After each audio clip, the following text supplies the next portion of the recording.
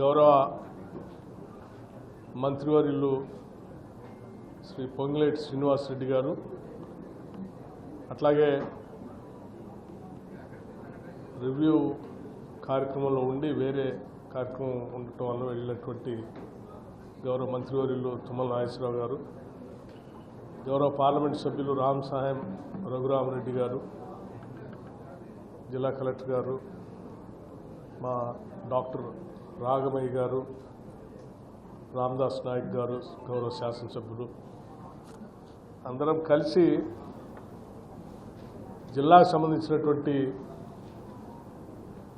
Irrigation అట్లాగే education ఈ రెండింటిపైన పూర్తిగా రివ్యూ చేయటం జరిగింది.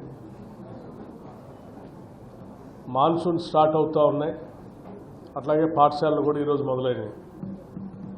ఈ రెండు అత్యంత ప్రధానమైనది కాబట్టి వీటి మీద ముందుగా ఫోకస్ చేసి రివ్యూ చేసి కావాల్సిన ప్రయారిటైజ్ చేసుకొని ముందుకు పోవాలనే ఆలోచనతో ఈ సమావేశాన్ని ఏర్పాటు చేయడం జరిగింది. అందులో భాగంగా ప్రధానంగా జిల్లాకి గోదావరి నీళ్లు తీసుకొచ్చుకునే కార్యక్రమంలో భాగంగా రాజు దుమ్మగూడెం సాగర్ దగ్గర కట్టినటువంటి బ్యారేజ్ దగ్గర నుంచి మొదలుపెట్టినటువంటి ప్రాజెక్టు తర్వాత క్రమంలో అది సీతారామ ప్రాజెక్టుగా పేరు మార్చి ఇందిరాసాగర్ని రాజీవ్ సాగర్ని మెర్జ్ చేసి మొదలుపెట్టినటువంటి ఆ ప్రాజెక్టుకు సంబంధించి 10 సంవత్సరాలు ప్రాజెక్టు నడిచినా 10 సంవత్సరాలు ప్రభుత్వం నడిపినా దానిపైన 8,000 కోట్ల రూపాయలు దాదాపు ఖర్చు పెట్టినా కానీ ఒక డ్రాప్ ఆఫ్ వాటర్ కూడా జిల్లాకి అందించలేకపోయింది గత ప్రభుత్వం. సో దాన్ని దృష్టిలో పెట్టుకొని మనం పెట్టే ప్రతి పైసా త్వరితగతిన అది నీళ్ళు ఇవ్వటానికి ఉపయోగపడాలి. దానికోసం ప్రయారిటైజ్ చేసుకొని ముందు పోవాలనే ఆలోచనతోనే ఇప్పుడు ఉన్నటువంటి ప్రభుత్వం ప్రజాప్రభుత్వం ఆలోచన చేసి రివ్యూ కార్యక్రమాన్ని మొదలుపెట్టాం. ఆ రివ్యూలో తీసుకున్న కొన్ని ప్రధానమైన నిర్ణయాలు టన్నెల్స్ సంబంధించి 2 టన్నెల్స్ సంబంధించిన సమస్య డెసిషన్ తీసుకోకుండా ఉండిపోవటం వల్ల అది డిలే అవుతుందని సాంకేతిక పరమైనటువంటి అంశాలు సమావేశం దృష్టికి ఇంజనీరింగ్ వ్యవస్థ తీసుకొని రావడం జరిగింది. అట్లాగే పంప్స్కి ఎలక్ట్రిఫికేషన్ చేసి ట్రయల్ రన్ చేయడానికి కావాల్సినటువంటి నిధులు కూడా కావాలని అడిగారు. ఈ రెండింటికి సంబంధించి ఎలక్ట్రిఫికేషన్ సంబంధించి పంప్స్కి కావాల్సిన నిధుల్ని వెంటనే రిలీజ్ చేశాము ఈరోజు. ఇక టన్నెల్కి సంబంధించిన సమాచారాన్ని వారు ఇచ్చిన సమాచారాన్ని టెక్నికల్గా ఉన్న సమాచారాన్ని రేపు కూడా మళ్ళీ ఆ ప్రాజెక్ట్ హెడ్ వర్క్స్ దగ్గర అట్లాగే పంపింగ్ పాయింట్స్ దగ్గర కూడా విజిట్ ఉంది కాబట్టి ఆ విజిట్కి ఇరిగేషన్ శాఖ మంత్రులు శ్రీ ఉత్తమ్ కుమార్ రెడ్డి గారు కూడా వస్తూ ఉన్నారు.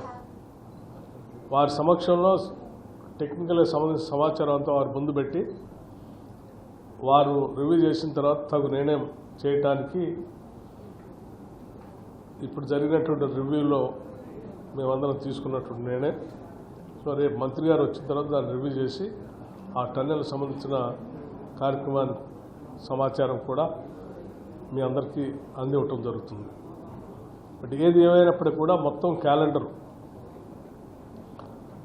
ఈ ప్రాజెక్టుకు సంబంధించి కేవలం 1.5 ఇయర్లో సంవత్సరాల కాలంలో క్యాలెండర్ పెట్టుకొని ఇచ్చిన ప్రతి పైసాని అర్థవంతంగా ఖర్చు పెట్టి నీళ్ళు ఇవ్వటం కోసం డీటెయిల్డ్గా క్యాలెండర్ తయారు చేసుకొని ఇంజనీరింగ్ వ్యవస్థ ముందుకు పోవాలని చెప్పి ఆదేశాలు ఇవ్వటం జరిగింది. ఆషామాషిగా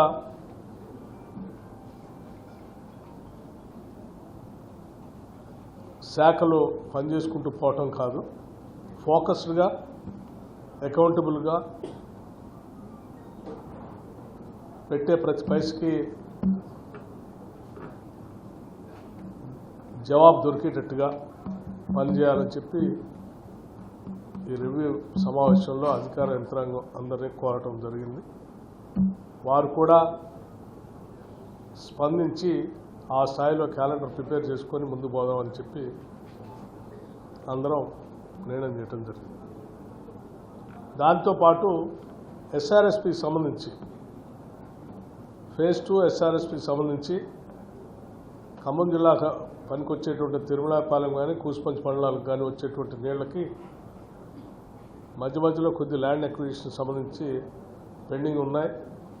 కొంత ల్యాండ్ అక్విజిషన్ సంబంధించిన అమౌంట్ కూడా అవసరం ఉంటే దాని గురించి కూడా దృష్టి తీసుకొచ్చారు. దానిపైన కూడా తగు నిర్ణయం చేసి వెంటనే ప్రభుత్వ పరంగా చర్యలు తీసుకుంటామని కూడా చెప్పాం. For more videos like this, subscribe Big TV channel.